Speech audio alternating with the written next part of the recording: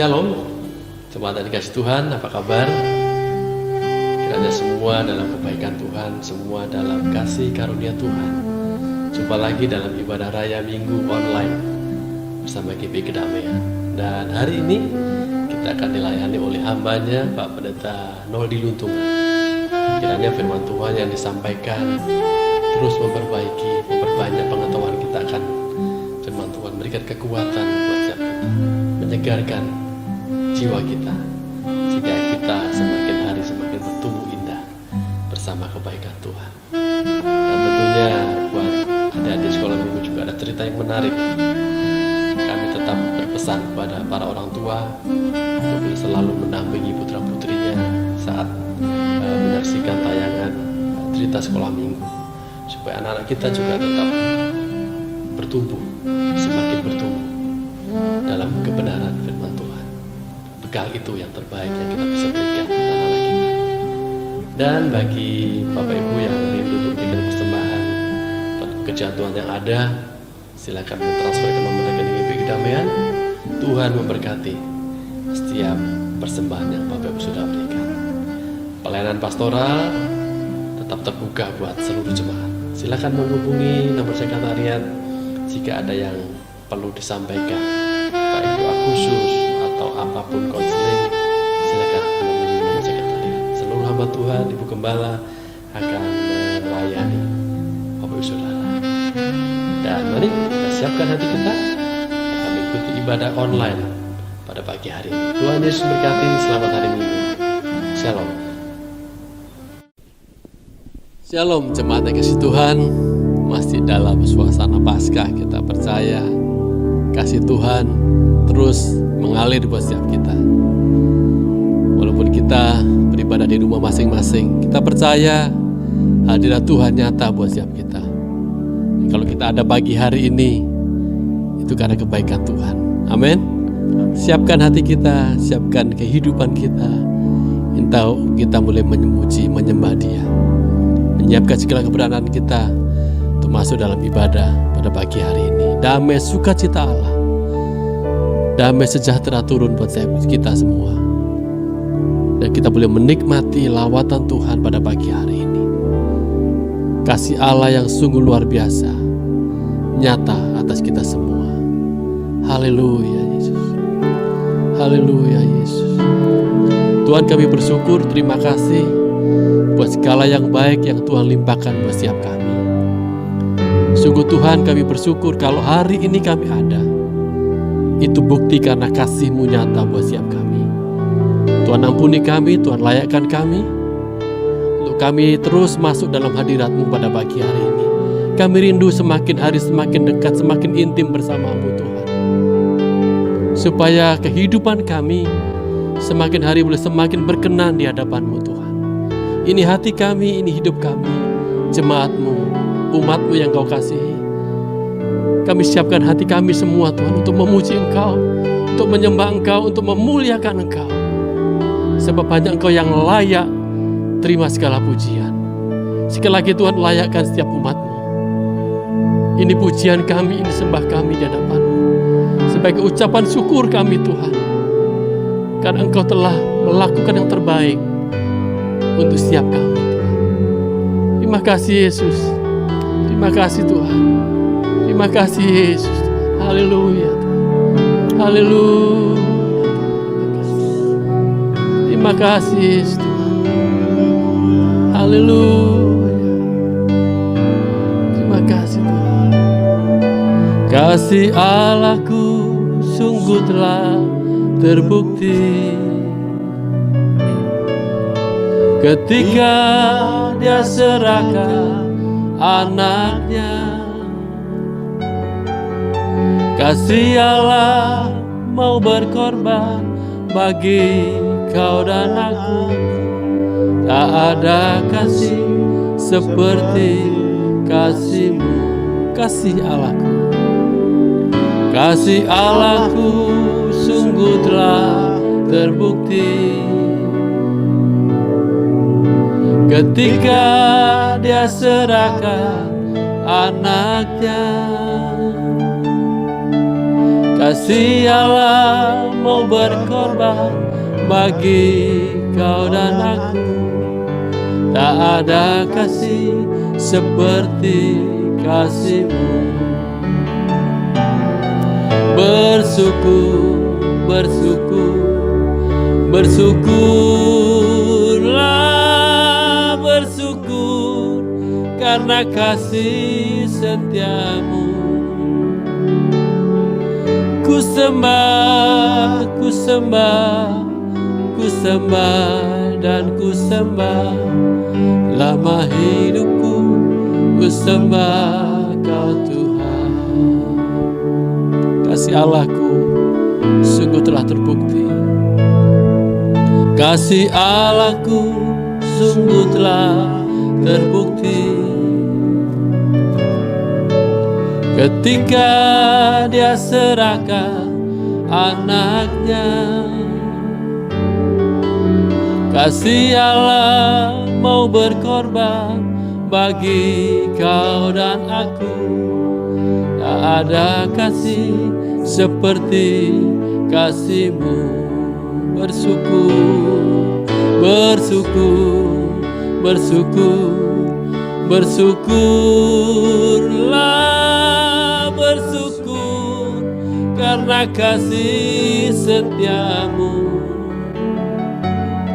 Ku sembah, ku sembah, ku sembah dan ku sembah. Lama hidupku ku sembah Kau Tuhan. Bersyukur, bersyukur, bersyukur, bersyukurlah, bersyukur karena kasih setia-Mu. Ku sembah, ku sembah, ku sembah dan ku sembah. Selama hidupku ku sembah Kau Tuhan. Selama hidupku ku sembah Kau Tuhan. Selama hidupku ku sembah Kau Tuhan.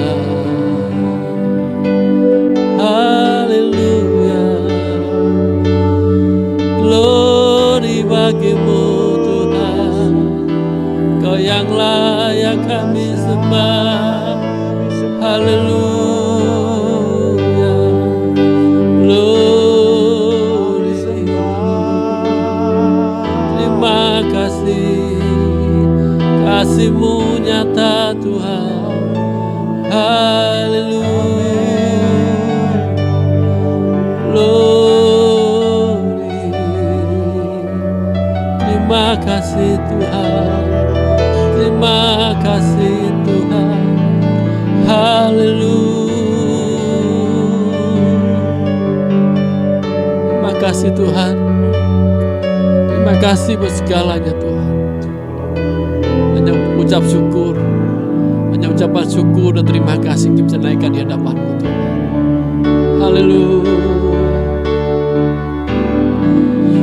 Naikkan syukurku buat hari yang Kau beri. Tak habis-habisnya kasih dan rahmat-Mu.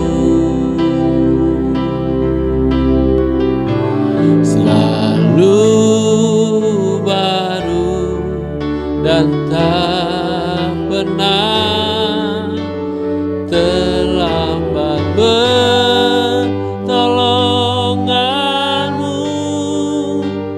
Besar setia-Mu di sepanjang hidupku. Ku naikkan syukur,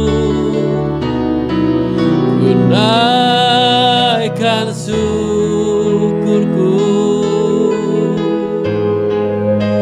buat hari yang Kau beri. Tak habis-habisnya kasih dan rahmat-Mu.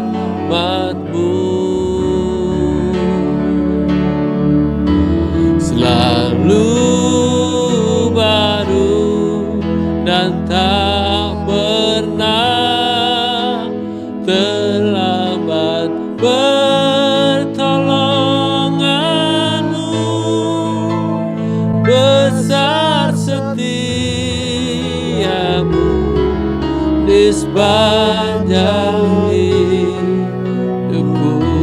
Besar setia-Mu, besar setia, besar setia-Mu, besar setia-Mu, besar setia-Mu, besar setia-Mu di sepanjang hidupku.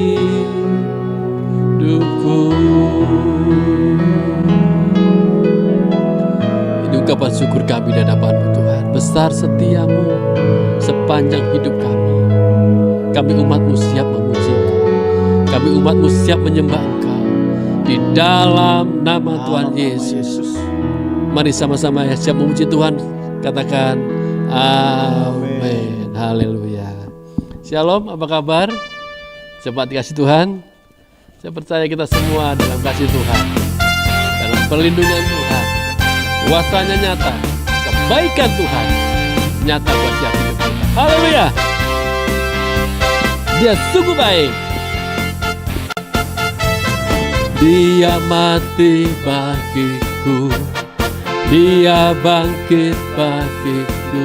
Dia Tuhan Allah penyelamat. Kuasa maut dikalahkan, kuasa maut dikalahkan.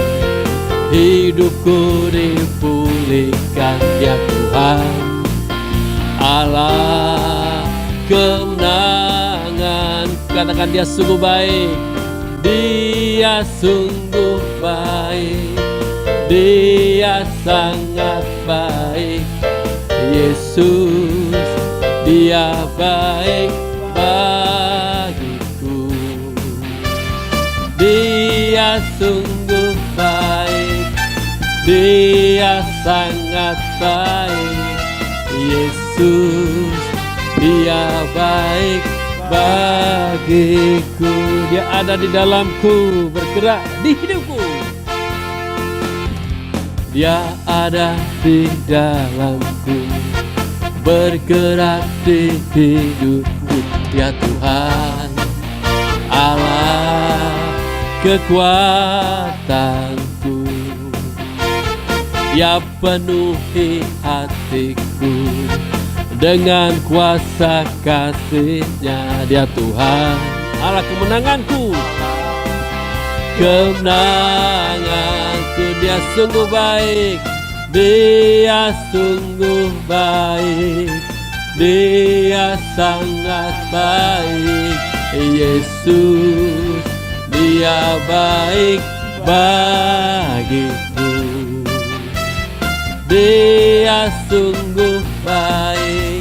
Dia sangat baik.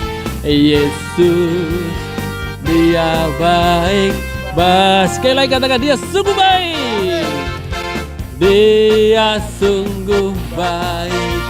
Dia sangat baik.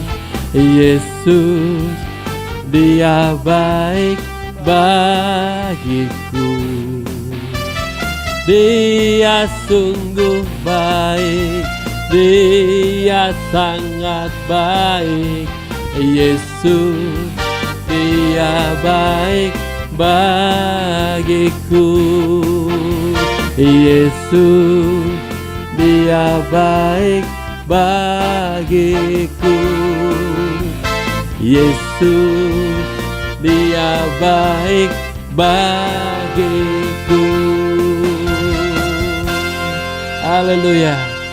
Pastikan kita semua merasakan kebaikan Tuhan. Amin. Hari lepas hari, persoalan demi persoalan, Tuhan sayang semua pada kita. Dan apapun yang kita hadapi, kita percaya janjinya iya dan amin. Tiba saatnya kita akan dilawat oleh kebenaran firman Tuhan. Firman-Nya akan jadi jawaban buat setiap pergumulan kita. Kita punya Allah yang sungguh luar biasa. Dia mengerti, bahkan Dia peduli atas hidup kita.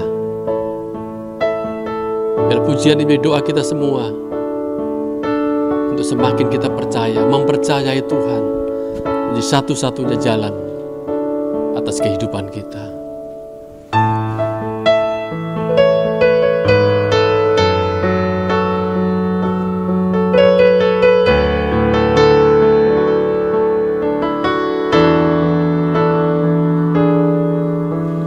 Terkadang kita merasa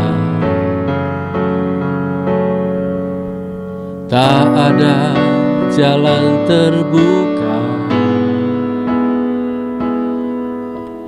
tak ada lagi waktu, terlambat sudah.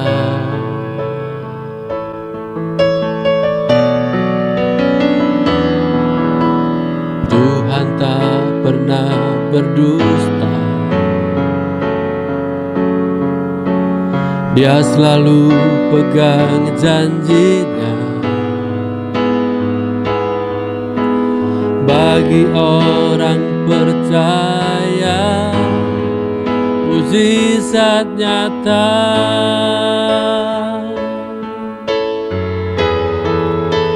Dia mengerti, Dia peduli persoalan yang sedang terjadi. Dia mengerti, Dia peduli persoalan yang kita alami. Namun satu yang Dia minta, agar kita percaya sampai mukjizat menjadi nyata. Mari jemaat sekalian, kita naikkan pujian ini bersama-sama. Terkadang kita merasa tak ada jalan terbuka, tak ada lagi waktu, terlambat sudah. Tuhan tak pernah berdusta. Setiap kita yang berharap kepadanya, Tuhan tak pernah berdusta. Dia selalu pegang janjinya. Bagi orang percaya, mukjizat nyata. Dia mengerti, Dia mengerti, Dia peduli persoalan yang sedang terjadi. Dia mengerti, Dia peduli persoalan yang kita alami. Namun satu yang Dia minta, agar kita percaya sampai mukjizat menjadi nyata. Dia mengerti, Dia peduli, Dia mengerti, Dia peduli persoalan yang sedang terjadi. Dia mengerti, Dia peduli persoalan yang kita alami. Namun satu yang Dia minta, agar kita percaya sampai mukjizat menjadi nyata. Namun satu yang Dia minta, agar kita percaya sampai mukjizat menjadi nyata.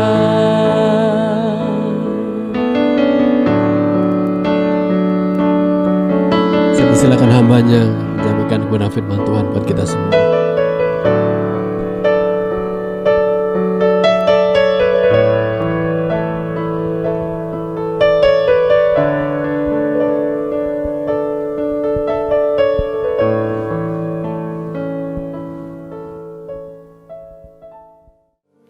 Shalom Bapak Ibu, kita jumpa kembali dan saatnya saya akan menyampaikan firman Tuhan buat kita sekalian dan mengangkat sebuah tema kesabaran di dalam mengendalikan emosi. Nah saudaraku, ada 3 karakteristik yang sangat disukai Tuhan ini menurut pendapat saya. Yang pertama itu adalah kebenaran. Yang kedua adalah kejujuran. Dan yang ketiga itu adalah kesabaran. Nah, karakteristik ini merupakan sebuah komoditas yang sangat-sangat bernilai tinggi. Baik di hadapan manusia maupun di hadapan Tuhan. Nah, jika diperbolehkan, kita ini mempunyai idola, seharusnya yang menjadi idola kita atau yang kita idolakan itu tidak lain hanyalah Tuhan Yesus Kristus, sebab Dia Allah yang telah mewariskan sebuah keteladanan soal hidup di dalam kebenaran, hidup di dalam kejujuran, dan hidup di dalam kesabaran. Nah, untuk itu saat ini saya akan berkhotbah dari salah satu karakteristik ilahi, di mana kita mengambil tema tentang kesabaran. Kesabaran itu ada banyak. Kesabaran orang percaya di dalam menanti janji-janji Tuhan. Tapi juga ada kesabaran yang perlu kita perjuangkan di dalam kita mengendalikan emosi kita. Nah, untuk itu saudaraku, saya akan menyampaikan tentang bagaimana agar kita dapat memanage tentang emosi kita sehingga kita itu tidak mengalami sebuah kerugian besar di masa yang akan datang. Saya akan bacakan bahwa kesabaran itu salah satu dari sifat dan karakteristik daripada Tuhan. Di dalam Mazmur pasal 103 ayatnya yang ke-8 firman Tuhan katakan begini. Tuhan adalah penyayang dan pengasih, panjang sabar dan berlimpah kasih setia. Dikatakan di sana Tuhan adalah penyayang, pengasih, dan panjang sabar. Begitu pula di dalam Mazmur pasal 145 ayat yang ke-8. Tuhan itu pengasih dan penyayang, panjang sabar dan besar kasih setia. Pemazmur tidak hanya mencatat di dalam 2 pasal ini, tapi ada beberapa pasal. 2 pasal ini menjadi kutipan melandasi khotbah tentang kesabaran yang saya katakan menjadi karakteristik dari Tuhan. Itu kesabaran itu merupakan sesuatu yang pasti akan menyukakan hati Tuhan jika kita sebagai orang percaya itu membangun dalam kehidupan kita menjadi orang yang sabar, terutama lagi ketika mengendalikan emosi kita. Nah saudaraku, mengenai topik kesabaran ini sesungguhnya cakupannya itu sangat luas, tapi saya coba persempit hanya untuk bicara agar kita bisa menjadi pribadi yang panjang sabar, yang bisa menahan emosi yang kemudian akan merugikan kita. Nah, saudaraku, bila kita menjadi orang percaya, lalu tidak bisa memanage dengan baik, memanage dengan benar akan hal kesabaran ini, maka sangat besar kemungkinan kita akan kehilangan berkat-berkat Tuhan, dan itu merupakan sebuah kerugian besar. Alkitab mencatat bagaimana orang-orang hebat yang pada akhirnya mengalami kerugian yang besar, bahkan dapat dikatakan tidak mencapai puncak karir mereka, dikarenakan di tengah-tengah perjalanan mereka, di sana mereka kehilangan kesabaran, tidak bisa memanage, mengendalikan emosi mereka. Oleh karena itu, saudaraku, kita tidak boleh main-main, bercanda dengan hal ini. Sebab contoh di depan mata kita adalah pribadi sekaliber Nabi Musa. Saya akan sampaikan kepada saudara, pribadi sekaliber Nabi Musa, sekalipun saudaraku, dia mengalami sebuah kerugian yang sangat besar.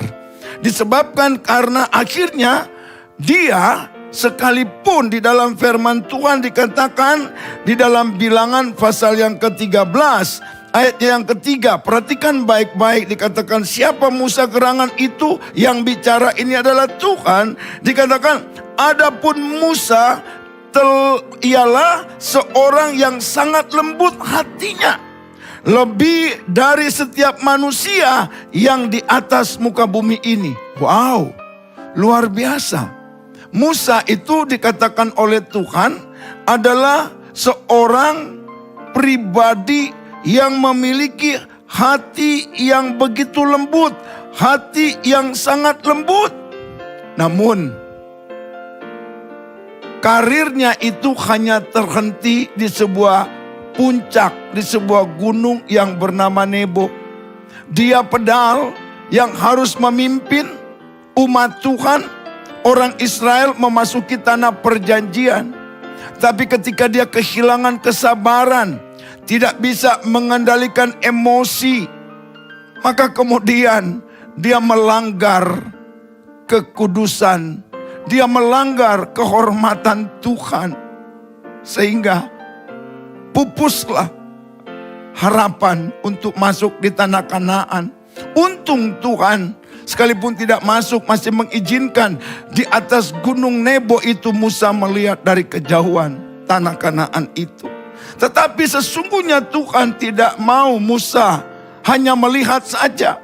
Tapi Tuhan mau memang Musa yang menuntun, yang sejak dari Mesir memimpin, mengitari padang gurun untuk masuk dan membawa umat ini ke tanah yang telah dijanjikan Tuhan melalui nenek moyang mereka.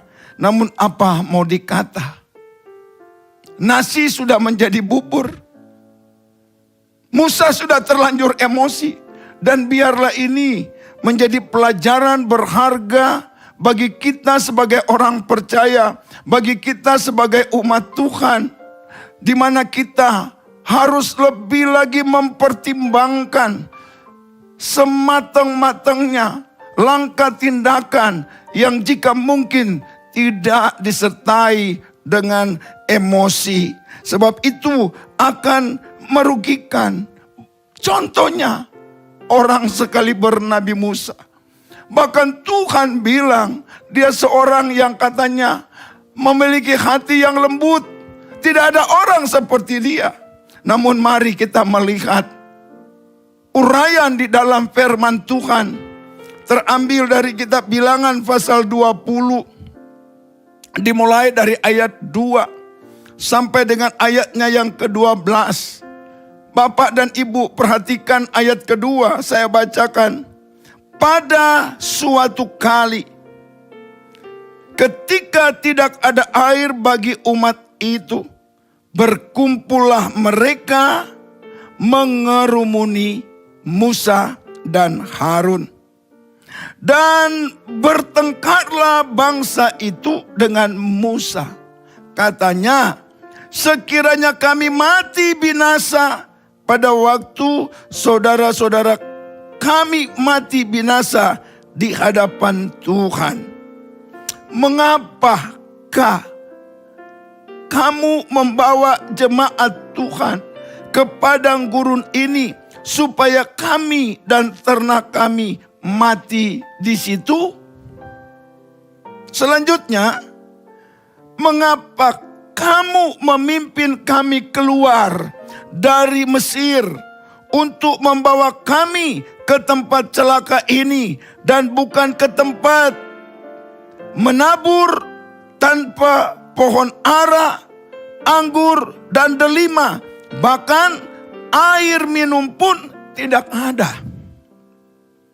Pada ayatnya yang ke-6, maka pergilah Musa dan Harun dari umat itu ke pintu kemah pertemuan, lalu sujud. Kemudian tampaklah kemuliaan Tuhan kepada mereka.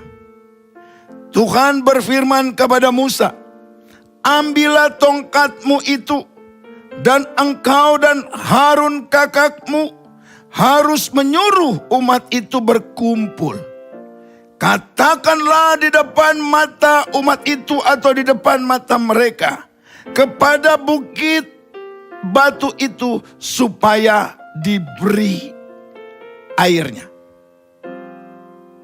Demikianlah engkau mengeluarkan air dari bukit batu itu bagi mereka dan memberi minum umat itu serta ternaknya. Lalu Musa mengambil tongkat itu dari hadapan Tuhan seperti yang diperintahkan Tuhan kepadanya. Ketika Musa dan Harun telah mengumpulkan jemaah itu di depan bukit batu itu, berkatalah Musa kepada mereka, kepada umat itu, dengarlah kepadaku, hai orang-orang durhaka, apakah kami harus mengeluarkan air bagimu dari bukit batu itu?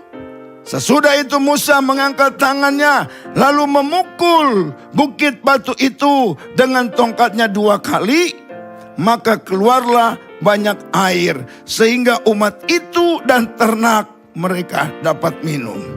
Tetapi Tuhan berfirman kepada Musa dan Harun, karena kamu tidak percaya kepadaku dan tidak menghormati kekudusanku di depan mata orang Israel, itulah sebabnya kamu tidak akan membawa jemaah ini masuk ke negeri yang akan kuberikan kepada mereka. Negeri yang dikenal dengan tanah Kanaan. Negeri yang disebut tanah perjanjian. Nah, saudaraku, dalam bacaan perikop ini kita belajar bersama-sama, karena di sana saya mendapati 2 pelanggaran yang dilakukan oleh Nabi Musa.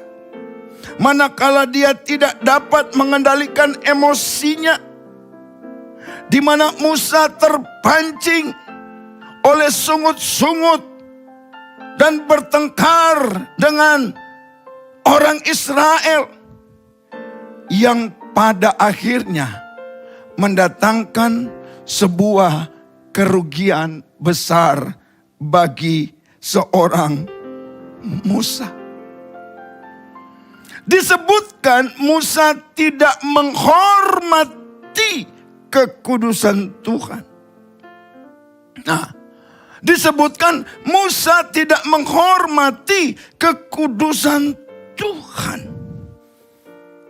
Di mana Musa disebut tidak menghormati kekudusan Tuhan? Saya melihat ada 2 hal. Yang pertama lewat perkataannya, yang kedua lewat tindakannya. Sekali lagi, dua kesalahan besar yang menggambarkan seorang yang memiliki hati yang lembut bernama Musa, yang pada akhirnya melanggar untuk dikatakan tidak menghormati kekudusan Tuhan, baik melalui perkataan yang pertama dan yang kedua melalui tindakannya. Perhatikan baik-baik, saya akan membacakan kembali kepada saudara yang menjadi pelanggaran Musa, sehingga membuat karirnya terhenti hanya sampai di Gunung Nebo, membuat Musa tidak diizinkan Tuhan untuk masuk ke tanah perjanjian bersama dengan umat yang dengan jerih lelah. 2 kali 40 tahun dia memimpin bangsa itu mengitari padang gurun. Saudaraku, ini sangat menyakitkan. Last minute Musa terhenti. Artinya dalam sebuah pertandingan, saya dapat katakan, Musa tidak mencapai garis finish. Musa tidak mengalami happy ending dari finishing well. Mari kita perlu untuk mewaspadai tindakan kita, perkataan kita yang didasarkan pada emosi yang tidak dapat dikendalikan. Ayatnya yang ke-10, disinilah pelanggaran Musa. Dengarkanlah kepadaku, hai orang-orang durhaka. Sekali lagi, dengarkanlah kepadaku, ini kata Musa, hai orang-orang durhaka. Saudaraku yang dikasih Tuhan, Tuhan tidak menyatakan bangsa ini orang-orang durhaka. Bangsa ini adalah umatnya Tuhan. Bangsa ini adalah biji matanya Tuhan. Betul mereka juga punya gelar lain. Tegar tengkuk, keras kepala. Namun Musa tidak punya hak menyebut umat Tuhan ini sebagai orang-orang durhaka. Dan ini Tuhan bilang, engkau telah melanggar dengan tidak menghormati kekudusanku, menyebut ini umatku ini orang-orang durhaka. Aku Tuhan tidak menyebut mereka orang durhaka.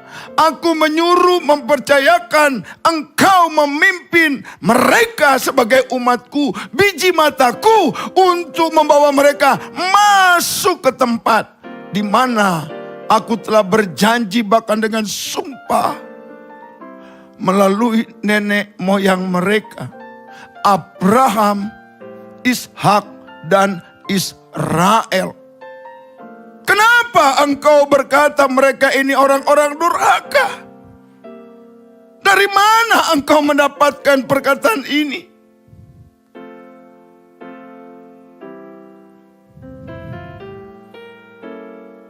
Dan kesalahan kedua,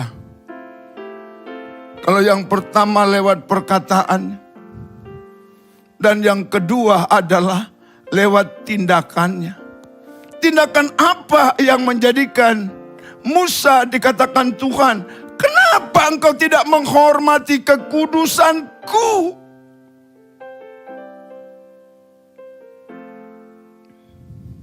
Saya baca pada saudara yang dikasih Tuhan Yesus pada ayatnya yang ke-8. Firman Tuhan berkata sebagai berikut, ambillah tongkatmu itu dan engkau dan Harun kakakmu harus menyuruh umat itu berkumpul. Katakanlah di depan mata mereka kepada bukit batu itu supaya diberi airnya.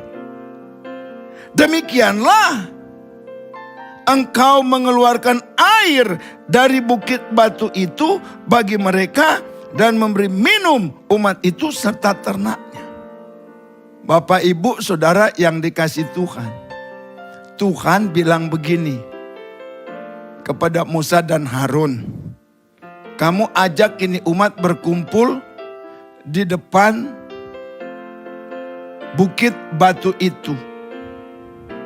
Setelah mereka kumpul, yang mereka komplain, yang mereka protes, dan menjadikan kamu bertengkar dengan mereka, oleh karena mereka itu tidak ada air untuk diminum, baik mereka maupun ternak mereka. Masalah itu bukan masalah besar di hadapanku, itu masalah kecil. Pokoknya ajak umat itu bahwa mereka berhadapan dengan bukit batu itu. Lalu engkau omong sama bukit batu itu. Engkau bicara kepada bukit batu itu, lalu nanti bukit batu itu akan mengeluarkan air baik bagi mereka untuk minum, juga bagi ternak mereka. Tapi apa yang Musa lakukan? Kejengkelan, kemarahan. Dan itu membuat Musa itu tidak dapat mengendalikan emosinya. Musa kehilangan kesabarannya dan dia berkata, selain menyebut mereka itu orang-orang durhaka, dia berkata kepada umat itu,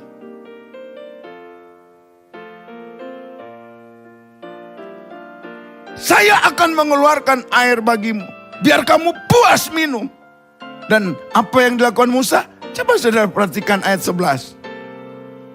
Musa mengangkat tangannya, lalu memukul bukit batu itu dengan tongkatnya. Enggak tanggung-tanggung. 2 kali. Itu adalah sebuah pelampiasan emosi. Di mana benar-benar ini sangat menggambarkan Musa, sekalipun lembut hati, saudaraku, dia terpancing, dia terpuruk, dia mengikuti emosi. Ini saya pelajari bukan soal saudara dan saya punya hati lembut atau tidak, tetapi masing-masing kita, jika kita mau, kita mampu untuk dapat mengendalikan emosi kita. Agar kita tidak melakukan sebuah tindakan yang kelak merugikan kita. Yang akan menghentikan karir kita. Yang akan membuat kita menjadi jauh dari berkat-berkat Tuhan. Memang bukit batu itu keluar air. Tetapi yang Tuhan suruh bukan pakai memukul, tapi cukup untuk apa? Omong. Berarti Tuhan memberikan kuasa perkataan melalui mulutnya Musa, cukup. Dan bukit batu itu akan nurut. Karena ada kuasa di dalam perkataan seorang nabi yang telah diutus oleh Tuhan. Saudaraku yang dikasih Tuhan, ini sebuah pelajaran penting. Musa kehilangan kesabaran. Musa tidak bisa mengendalikan emosi. Dan akhirnya di mata Tuhan dia tidak pantas lagi untuk masuk tanah perjanjian. Kenapa? Karena dia telah tidak lagi menghormati kekudusan Allah. Lewat perkataan yang berkata ini umat durhaka. Ini orang-orang durhaka. Padahal mereka di mata Tuhan, mereka adalah apa? Disebut biji mata Tuhan, umat kesayangan Tuhan. Dan kedua, Tuhan cuma bilang, kamu cukup omong sama bukit batu, omong saja. Tetapi apa yang dilakukan Musa? Dia tidak omong, tetapi dia lampiaskan emosinya dengan apa? Nih biar kamu tahu. Dan bukit akan mengeluarkan air, dia pukul bukit batu itu sampai 2 kali, Bapak Ibu. Ini harus menjadi pelajaran penting. bagi kita yang menjadi pribadi yang mudah emosi.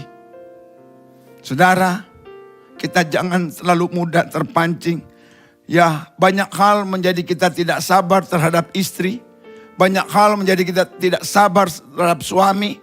Banyak hal kita menjadi tidak sabar terhadap keluarga, saudara-saudara kita sesama anak Tuhan, pendeta terhadap jemaat, pendeta, gembala terhadap majelis. Tapi sebaliknya juga majelis terhadap gembala. Mereka gregetan, mereka melampiaskan emosi. Kadang-kadang pendeta disudutkan, pilih dia atau pilih saya. Kalau pilih dia, saya yang keluar. Ini semuanya tidak didasarkan pada orang-orang yang menggambarkan sebagai pengikut Tuhan yang memiliki karakter ilahi tentang kejujuran, kebenaran, dan kesabaran. Kita akan lanjut melihat contoh yang kedua. Saya contohkan ini bukan orang-orang sembarangan. Ini orang-orang hebat. Orang-orang yang menyenangkan Tuhan sehingga mereka dipilih oleh Tuhan untuk menjadi pemimpin yang hebat, pemimpin yang besar. Kenapa? Karena yang dipimpin adalah umat kesayangan Tuhan. Nah, contoh yang kedua, saudara yang dikasih dalam Kristus Yesus. Saya akan mengajak untuk kita sama-sama melihat seorang tokoh bangsa Israel yang lagi-lagi harus kehilangan jabatan besar hanya gara-gara tidak bisa mengendalikan emosinya, alias tidak sabar untuk menunggu munculnya seorang Nabi Samuel. Tokoh yang saya maksudkan tidak lain adalah raja umat Tuhan yang pertama, raja pertama bangsa Israel yang bernama Saul. Olehnya kita akan bersama-sama melihat di dalam perikop 1 Samuel pasal 13 ayat 1 sampai dengan ayatnya yang ke-22, di mana dalam perikop ini Lembaga Alkitab Indonesia atau LAI memberikan judul ketidaktaatan Saul waktu orang Filistin datang menyerang. Sesungguhnya Bapak Ibu, dalam kisah ini disebutkan Saul tidak taat oleh karena ketidakmampuannya untuk bersabar dengan waktu yang sedikit saja. Dia tidak bisa memanage, mengendalikan emosinya. Dan akhirnya Saul harus kehilangan jabatan yang luar biasa. Dia harus tersingkir. Tidak lagi menjadi seorang raja, karena Tuhan telah memilih seorang yang berkenan di hatinya. Dan apa yang menjadi gelar Saul? Di dalam 1 Samuel 13 ayatnya yang ke-13 saya bacakan begini. Kata Samuel, ini nabi, kepada Saul, perbuatanmu itu bodoh. Jadi ternyata orang yang mudah tersulut, terbakar emosi, orang yang kehilangan kesabaran itu Nabi Samuel bilang itu orang bodoh. Perhatikan itu, ingat itu, camkan itu. Orang yang sering hanya tersulut dengan perasaan emosi itu bukan orang bijaksana, bukan orang arif, bukan orang pintar, tetapi orang bodoh. Selanjutnya dikatakan, engkau tidak mengikuti perintah Tuhan Allahmu yang diperintahkannya kepada. Sebab sedianya Tuhan mengokohkan kerajaanmu atas orang Israel. Bukan sekian tahun, tetapi untuk selama-lamanya. Ternyata sekalipun Tuhan itu sudah memberikan, Tuhan dapat mencabut kembali.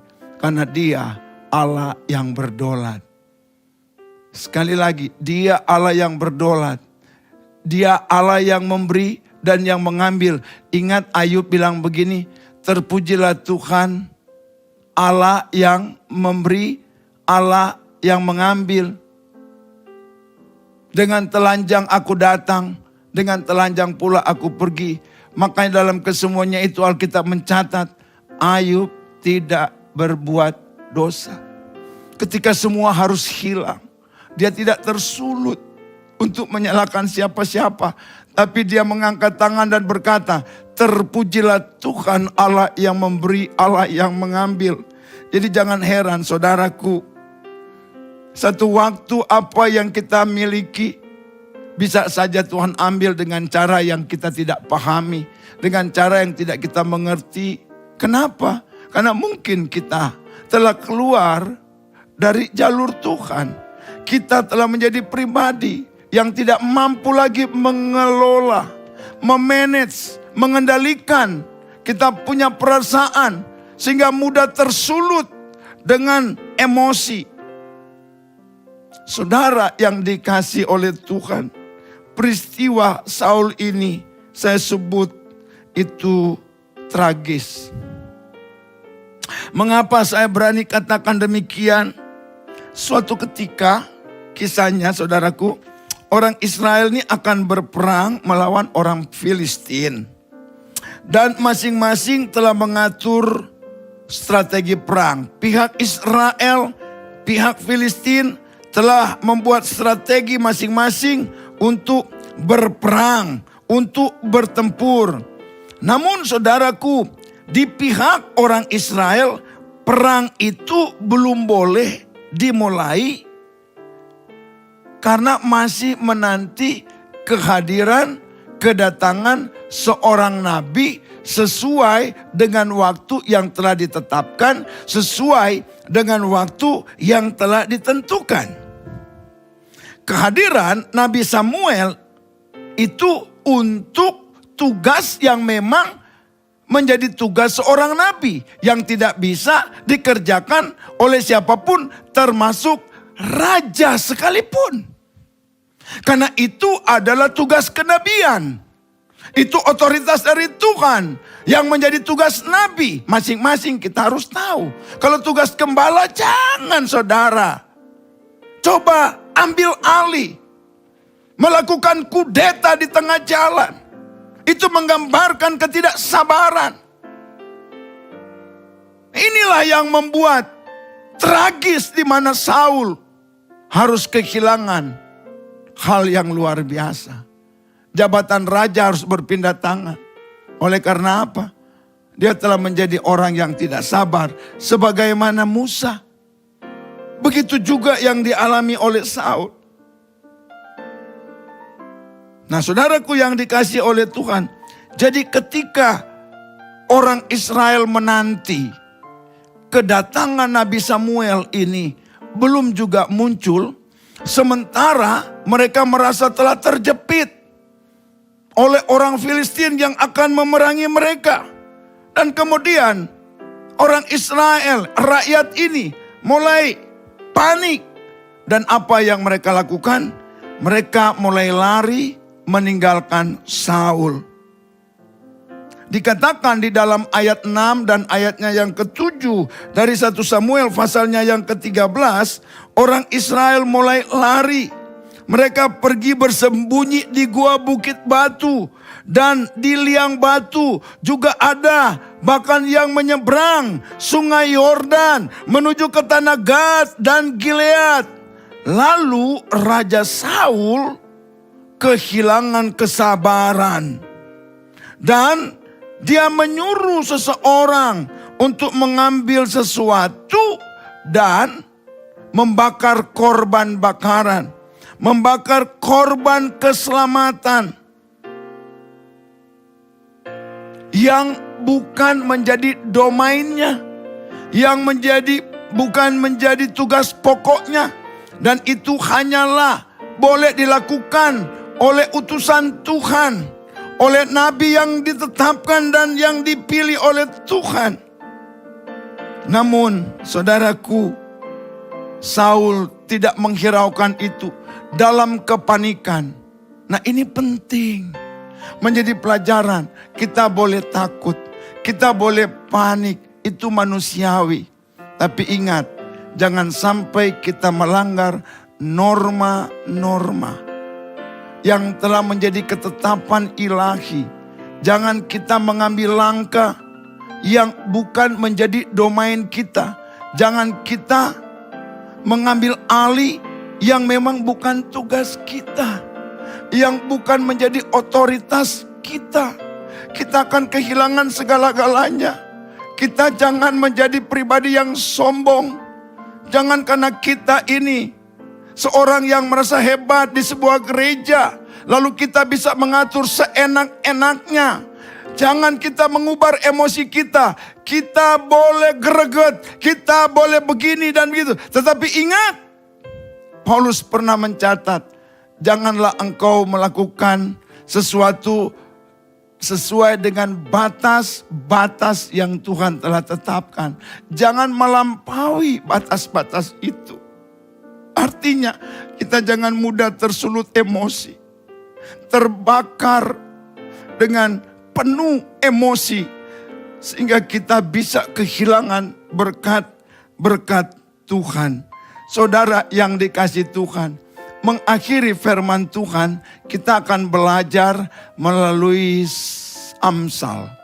Nah, saudara yang dikasih Tuhan, jika kita mampu dan dapat mengendalikan emosi kita dengan baik, dengan tepat, maka kita akan menikmati berkat-berkat Tuhan yang luar biasa, dan kita akan mengalami sebuah keberuntungan yang besar. Nah, yang setuju boleh katakan amin. Sekali lagi, ketika saudara kita dapat mengendalikan emosi kita, kita akan menjadi seorang yang sabar. Dan Tuhan itu dikatakan Dia panjang sabar. Ketika kita menjadi orang sabar, berarti kita itu memiliki karakter ilahi. Sebab salah satu karakter ilahi adalah Dia Allah yang panjang sabar. Bukan lagi sabar, tapi panjang sabar. Dan predikat orang sabar melalui kitab Amsal, saudaraku, dikatakan orang yang penuh dengan kesabaran, orang yang bisa mengendalikan emosi, adalah orang yang reputasinya lebih daripada pahlawan. Saya akan bacakan di dalam Amsal pasal 16 ayatnya yang ke-32. Orang yang sabar melebihi seorang pahlawan. Orang yang menguasai dirinya melebihi orang yang merebut kota. Bayangkan, orang yang bisa menguasai, mengendalikan dirinya dari berbagai emosi, sulutan emosi, disebut orang yang sabar. Dia bukan lagi cuman pemenang. Seperti surat Roma katakan, dia lebih daripada pemenang. Dia melebihi orang-orang yang dikenal sebagai pahlawan-pahlawan. Dikatakan sekali lagi dengan tegas, dengan jelas, orang yang sabar melebihi seorang pahlawan. Saudara, orang sabar reputasinya lebih daripada seorang pahlawan.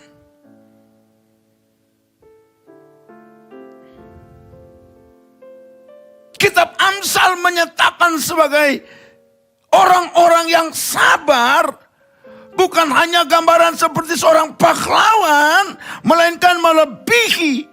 Perhatikan dengan baik kata melebihi. Artinya orang sabar ternyata itu predikannya bukan rata-rata, dia di atas rata-rata. Yang bicara ini adalah firman Tuhan, kebenaran. Saudara yang dikasihi oleh Tuhan Yesus, dunia yang kita tempati ini bagaikan arena pertempuran, bagaikan arena peperangan yang sangat dahsyat dan luar biasa di dalam hal memicu dan memacu suhu adrenalin.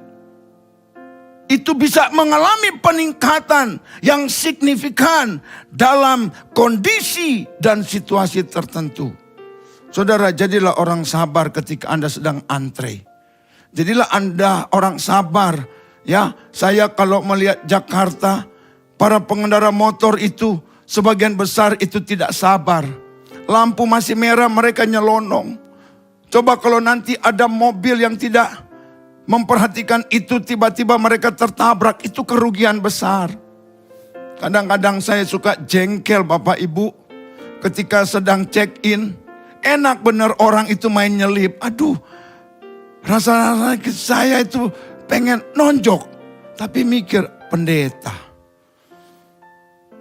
Ya sudahlah. Enteng aja mereka kayak bayi tanpa dosa. Banyak hal kalau bicara antre. Kadang-kadang kita ngantre di kasir. Karena kita mau buru-buru. Kita tidak pernah lagi menghiraukan orang lain. Sepertinya kita jauh lebih penting dari mereka. Kita kan mau buru-buru. Mereka kan orang santai, sepertinya seperti itu.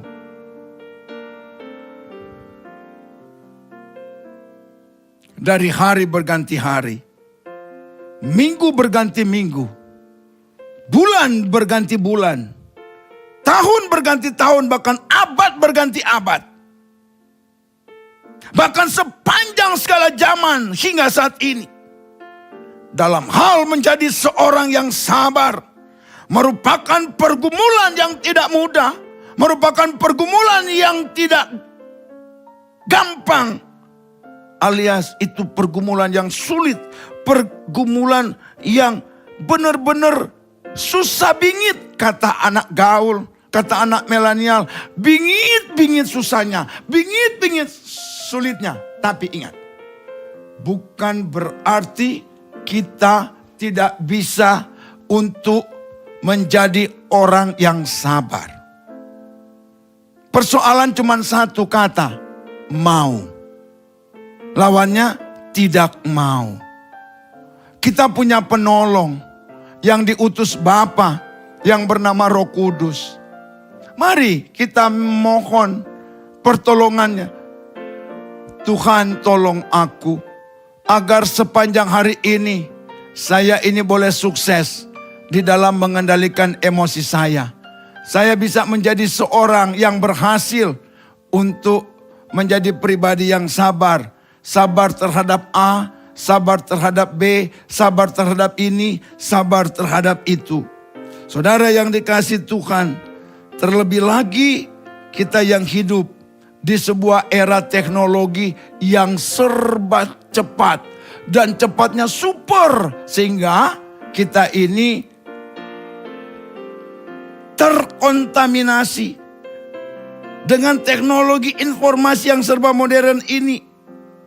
Melalui berbagai media menjadikan manusia semakin kehilangan kesabaran. Renungkan firman ini. Saya cuma mau menyampaikan, sabarlah di dalam mengendalikan emosi. Karena itu akan memberikan kita keuntungan yang besar. Tapi kalau kita tidak mau untuk sabar, kita akan mengalami kerugian yang besar. Silakan Bapak Ibu mempertimbangkannya.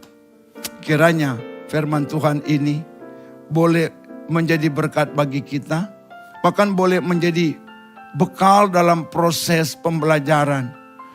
Khususnya kita mau mengendalikan emosi kita.